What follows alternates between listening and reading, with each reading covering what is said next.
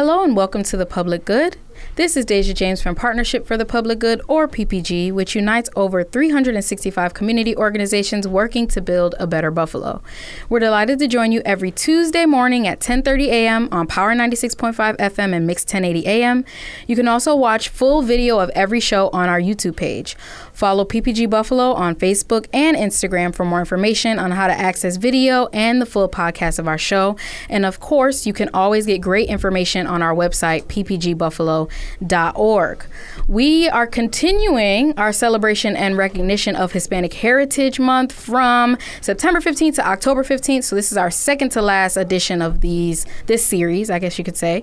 Today, we are joined again and having a continued conversation from about 2 weeks ago with Dr. Steve Peraza, who's Senior Research and Policy Associate with the Cornell ILR Buffalo Collab.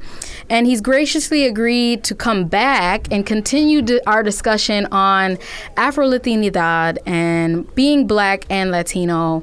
And we also started to talk a little bit more about maybe bridging the gap between our communities and how we both come from kind of an experience of split identity almost. And so I wanted to continue that conversation because I don't think we got to really fully, in-depthly unpack everything there the last time we spoke. But Steve, introduce yourself to the people again, just in case they couldn't hear the last show. Dejia, thank you for having me again. I am so excited. I even wore my Cornell sweater today and everything. I'm Steve Peraza, Senior Research and Policy Associate at Cornell ILR Buffalo Collab. That is really difficult to say, and but I'm glad I did it this time without a hiccup. Nice. And there I work on policy issues, particularly right now, housing and childcare, which is something we might be able to talk about later. Yeah. And really, the reason why I wanted Steve to come back on the show and why I thought our conversation is so interesting, and really what I try to strive with on this show, is to have people that are from our community doing things that I don't think our community usually envision ourselves doing, right? And so I think a lot of listeners, or at least people in my life, when I say I work on policy or, government and things like that, they kind of go, whoa, that seems kind of really big. But part of what I like to do here, and the reason why I even had Thalia and Alexander on last week, is to talk about really how accessible those things really can be to us. I know they seem like big feats and things that, it doesn't seem like we can really dabble in, or that the government doesn't care about us or things like that. But we have a voice, we have power, and I really just want to say that we are here working in this space. We exist. And so that's part of the inspiration that I want that followers and listeners to really understand, is that they can be doing this work just like us, without the doctor or with the doctor. You want to be a doctor just like Steve, then you can do that. And I think in the last show, we covered a little bit of his journey about how he came to academia, from Harlem, of all places, and how he's here today. I don't know, Steve, if you have anything to add to that, but I just wanted to also highlight that was a really big sticking point for me last time, and something that I thought was really inspirational was your just personal journey into academia, being a boy from Harlem. I got so much to say to that. So the worst part about being a doctor is that you can't save anyone's lives when you have a doctorate from history. Yeah, so it's kind of like, I'm a doctor. But you can kind of, because history gets forgotten, and you here to remind us. I save minds. There you go. I save minds. There you go. And to your point about people in the space doing the work. Yeah. So when I found out you were Afro-Latino, or Latina, excuse me, I think we were at Silo City. Yeah. You were presenting on your language access work, and your work in immigration. Yeah. And I was blown away. Let me tell you, this is for the audience. I mean, Dejia, I'm going to be honest. I did not peg you for having Latino in you at all. Oh, nobody does. So when you said that, when you talked about your family history, I mean, you could share that at your own. But I went back and I looked at the Public Good radio shows because I think you interviewed Unai. Yeah. And when you interviewed Unai, you used the accent, the way you pronounce words in Spanish often gives an indication of how familiar you are with the language, and you have So it was, for me, it was eye-opening because I'm someone in this space who very frequently gets kind of categorized as one identity. Yep. And the other identity is left free-floating. Right. And it's not until something happens that you realize, oh, there's an ability to code switch, there's a language change, there's all this stuff. Exactly. So, to your point about Afro-Latinos being in this space and then not knowing. Yeah. And then not knowing. And then I think that from there we started talking more extensively about this particular topic and others. Yeah. And you know what that's bringing up to me now that you talk about that is the code switching thing, because I think Afro-Latinos are even more chameleons than other people are, because when you're Black, you code switch to white space, right? But when you're Afro-Latino, you almost have to code switch to white space, to Black space, and to Latino space. Yeah. And so it's a whole different level of switching that I don't know if everybody else does. But yeah, I mean, one, I think you get some of the benefit of the doubt that Afro-Latinos get because you have Peraza. You have like a name that's identifiable. Yeah. And for me, because it comes from my maternal side, that name exchange doesn't happen. Even though traditionally in Hispanic households, I should have my mom's last name too. But it just didn't work that way. We were fully integrated into American culture by then. To give some background on what Steve was talking about with my family background is, interestingly enough, even though I'm Afro-Latino, the reason I'm here is because of the Negro League of Baseball, which is a historically Black, and people think that's just a Black American thing, but they actually recruited a lot of Latinos into the Negro League at that time that were Afro-Latinos because they looked Black, they could fit into the Black population here. And so throughout the 50s and the early 60s, my great-grandfather was in the Negro League. He was able to be fully sponsored to become an American citizen after he retired from the Negro League. And he ended up in the Western New York area because of Bethlehem Steel, which is why a lot of people, especially Black people, also ended up in the Buffalo area, because during the Great Migration, they ended up working at factories and mills such as Bethlehem Steel.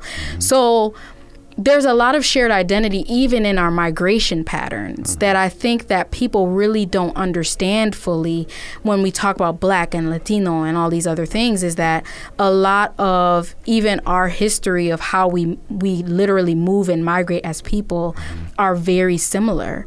And so that's another reason I wanted us to have this conversation, is because I really want to denote for listeners the need for us to understand our identities in a relational way. Because I think oftentimes we're divided in community, especially in Buffalo, where people say this all the time, but we're one of the most segregated cities in America. And a lot of that is by cultural lines and lasts from a very long time ago into today. But can I jump in real quick? Yeah, go ahead. Go ahead. Please do. On the point of Bethlehem still recruiting non-white workers. Yep. So forgive me if I misspeak here. No, go ahead. The Hispanic Heritage Council has sponsored, alongside, I think, Councilmember Rivera's office, like these history monuments all along Niagara Avenue, Niagara Street, excuse me. If you've been on Niagara Street, you've seen these things. You might not be paying attention, but they're there. Yep. One of the monuments, or one of the scripts that's posted there, talks about Puerto Ricans who were brought in to work at Bethlehem Steel and were put into what used to be Italian housing, like makeshift Italian housing that was built during World War II that turned into housing for immigrants. You know what I mean? Yep. And so the city and the Buffalo Municipal Housing Authority and all these different agencies knew where different enclaves were going to live, and so they would send the people into those areas segregated. Yep. So like a Puerto Rican family and a Black American family could both have been recruited by Bethlehem Steel to work in Buffalo in 1960 and been forced into different neighborhoods because of the way the city was orchestrating that migration pattern. Yep. So it's we would have already had solidarity. Yeah. Can you imagine if your family, with your family, right, that could actually speak Spanish. Yep. Speaking to a Puerto Rican family that may have been recruited from San Juan, for all we know, would have been in the same facility with a family from Mississippi. Yeah. Right, being recruited in the second Great Migration. They would have had a go-between, someone who could speak language and bridge that gap. Absolutely. In 1960. Back then, Like we're not even talking 1890 when like there were these huge migration streams. Redefining the population. This is 1960, right as the civil rights movement is blowing up, and so I mean, so to your point of migration patterns and unnecessary boundaries between communities that have a lot in common and are working the same way and fighting for the same conditions to be alleviated. There were opportunities for that to happen. There really were, and I love that you said that, because when my grandparents moved here, actually, they did get moved into an Italian housing complex. And because at the time, I think my grandmother told me this story because she was a seamstress in Cuba, so she ended up being a seamstress here. And the only seamstress shops at the time here were Italian women. And she ended up becoming completely fluent in Italian because she had to, because she ended up working in the seamstress shop with them. And there's a lot of phonetic similarities in Italian and Spanish, so it's a little bit easier to do that. But she did get fully integrated, and then at the time, she was kind of one of the people who really first introduced me to the idea of white flight, because at a certain point at the time when, they were Cuban, so it's a little different than the Puerto Rican migration. But they were one of only 5 Cuban families that moved into that complex. And at the time, that was a huge deal. Like, everybody in the neighborhood is like, what's happening here? Why are people moving in?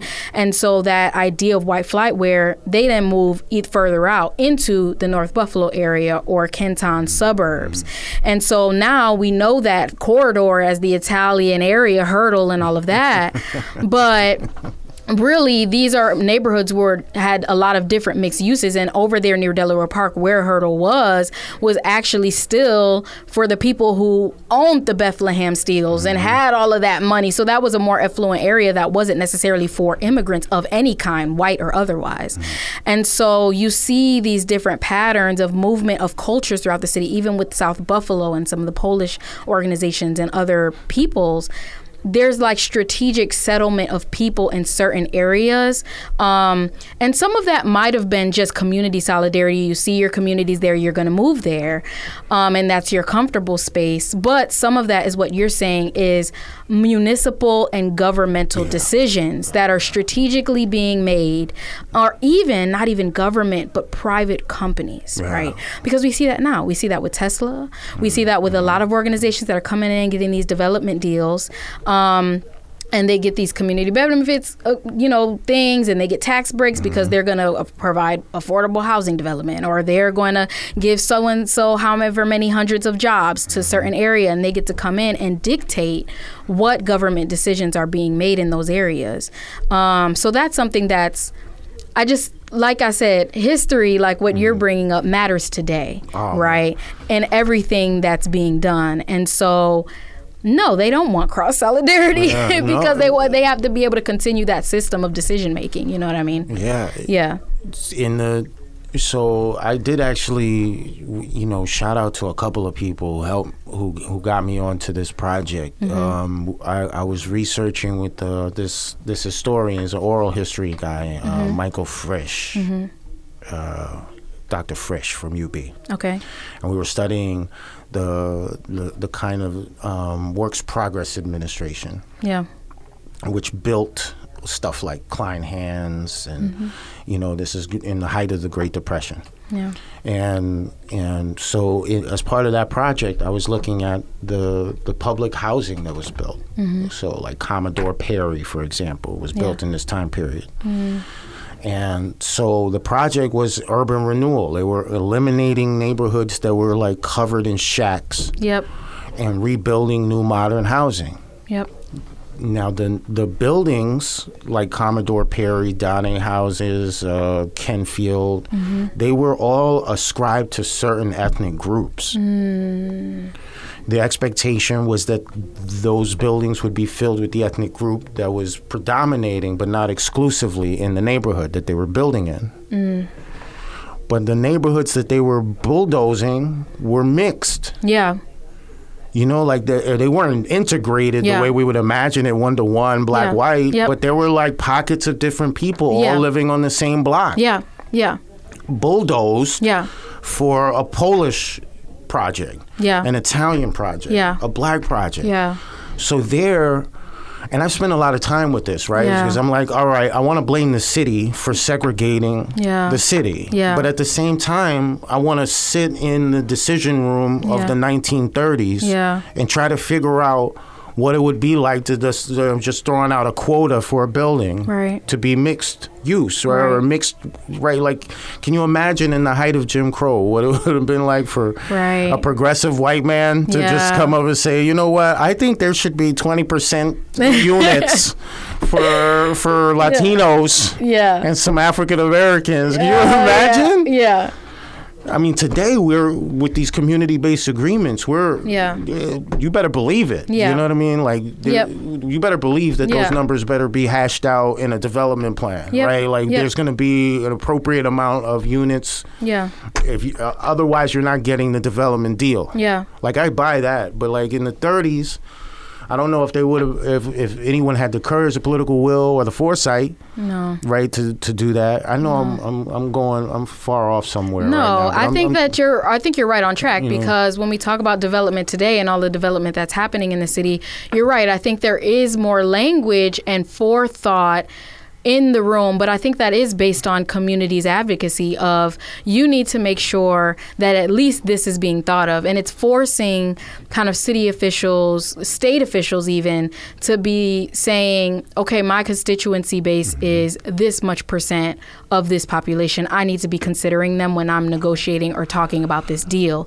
And I think with us talking about diversity, equity, and inclusion and understanding the differences between equality and some of those other pieces, we understand that equity looks different for different communities and where they're at, right? And so I think that people are starting to have that understanding when they're going to the rooms, but I don't think it's fully integrated in a way that's super progressive. Yeah, but it's of course a lot different than when the Perry projects were being made. But now I find, and part of it is because of, it's interesting that you just, compared it to the Great Depression of the time, because we're in an economically precarious time even right now. It's weird. It's a weird time. It's a very odd economic situation that we're in now. So even though we have this boom of development, we're seeing people aren't able to keep up with inflation. People aren't making living wages really in comparison to what things cost today.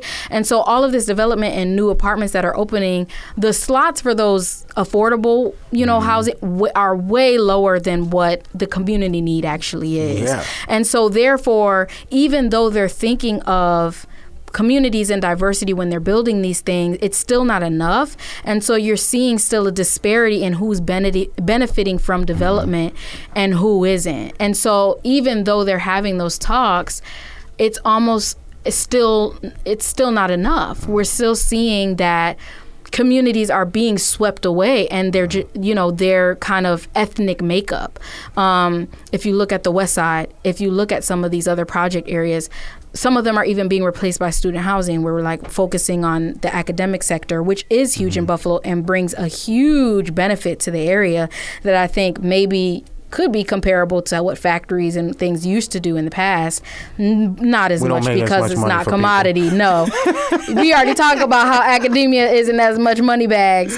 But even when you do student housing and the accessibility of academia, there's even a disparity there because women of color are actually achieving more than men of color in the academic space in terms of accessibility, in terms of graduation rate, and in terms of sheer enrollment as well. And there's other systems. Not for long. And we hope not. That tongue in cheek. That was a terrible comment. Well, I'm not trying to say it in a way that I'm not trying to say that men aren't going to school. I think that the school to prison pipeline and some other things are responsible for there not being as much achievement for men in higher education as there have been for women of color. I'm not saying that that's on the fault of men whatsoever, but I think there's been systems in place that have impeded men from being able to participate as much. And I talked about that a few weeks ago with Black Men White Coats, who was here, who came from the medical school as well. But if you have a different opinion, please. I think the men in power are trying to make sure women don't succeed anymore, right? Okay.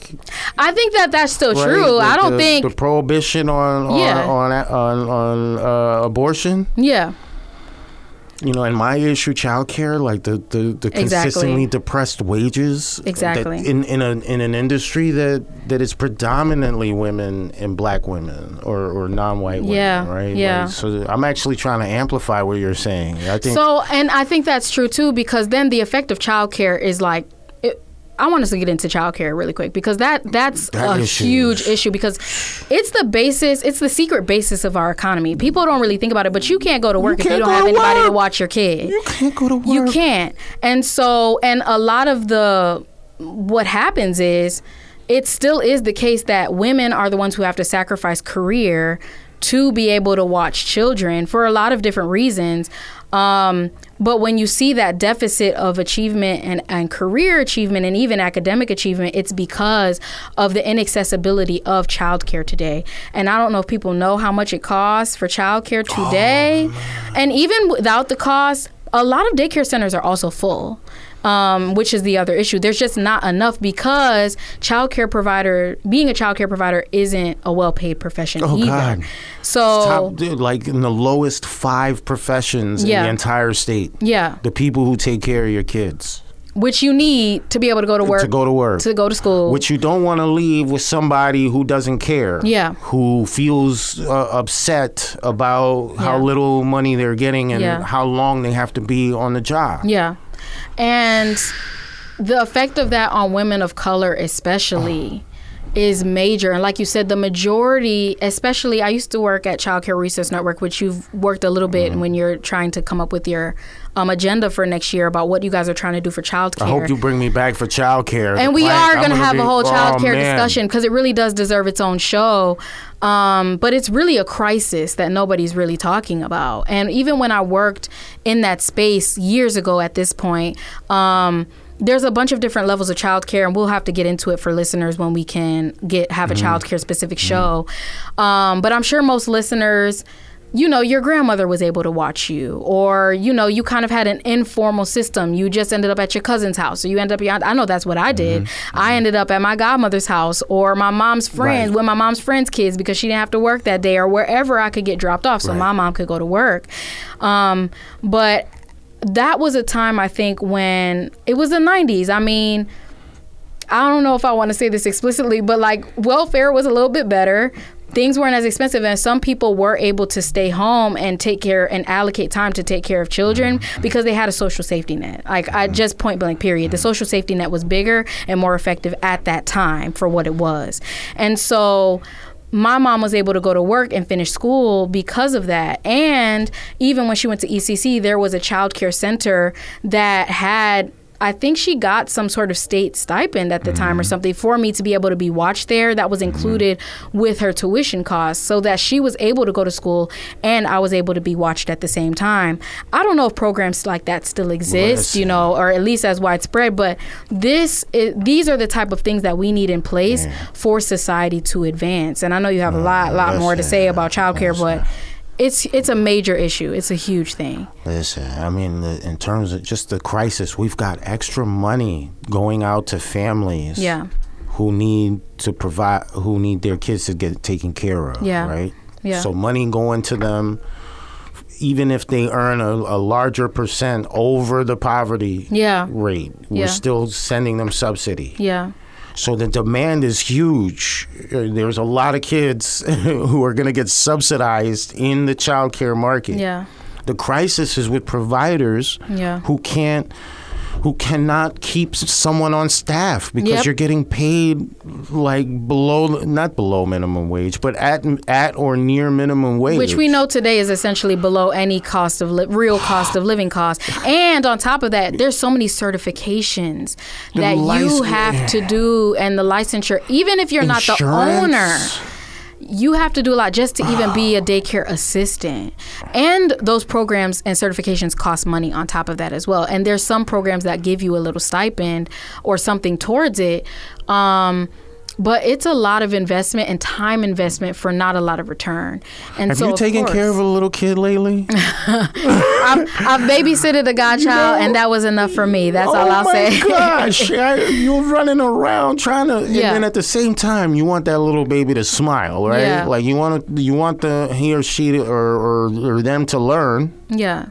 And that's the other thing is like a lot of those spaces are where we get that early childhood development, right? Huge. And the reason why a lot of those trainings talk about childhood development and how you can help them even with their educational development prior to school.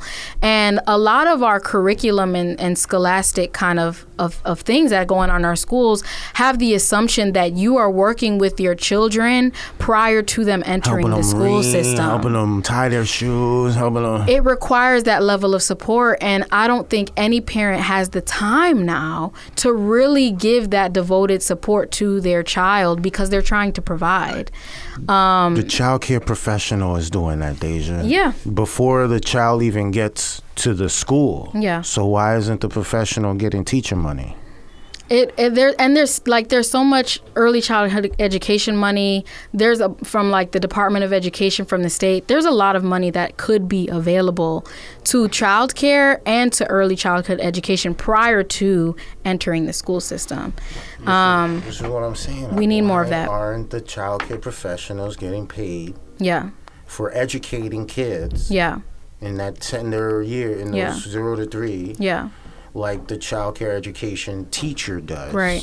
You know, this is all the stuff that we're trying to get workforce policy passed so that we just something simple. And I want to shout out Vanetta Rhodes for this. Yeah. We're not calling them childcare providers. We're calling them professionals because we don't even look at these as professionals, as a working profession. Yeah. Who do important stuff. And I think that is because who is the demographic of people doing that? It's women and people of color doing that care. Yeah. So we're already, again, at the end of the show, which is amazing because me and Steve could always talk and talk and talk. But I think part of the reason, like I said, we really wanted to talk about this is because there's a lot of issues that we need cross-solidarity on for all of our communities. And so really what me and Steve want to kind of pin home is that these are things that we have to be talking about cross-culturally, cross-racially, and cross-ethnically, and cross-community.